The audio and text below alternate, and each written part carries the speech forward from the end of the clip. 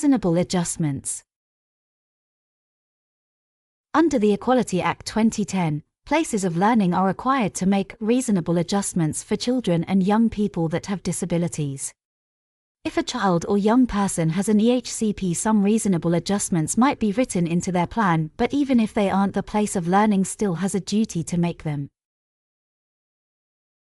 The duty to make a reasonable adjustment means that a place of learning must take steps that are reasonable to avoid any substantial disadvantage faced by disabled children and young people. A place of learning's duty to make reasonable adjustments is anticipatory, and therefore the place of learning needs to think in advance about what disabled children and young people might need and make them. Under the Equality Act 2010, places of learning must provide auxiliary aids and/or services.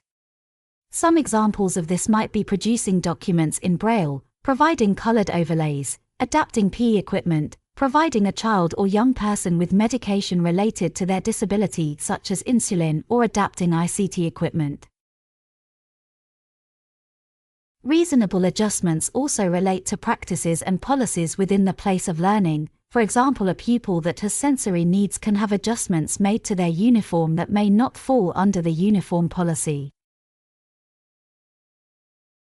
A place of learning cannot pass the cost of any reasonable adjustments onto the parent, carer, or young person. The cost of reasonable adjustments must come from the place of learning's central budget, and in some cases, they can seek additional support from the local authority. If the place of learning has considered all the ways adjustments could be reasonably made, but there is genuinely no steps that could be taken to make this adjustment, they are unlikely to be in breach of this duty. If this is the case, the place of learning should set out its reasons as to why it's made this decision and give it to the parent, carer, or young person.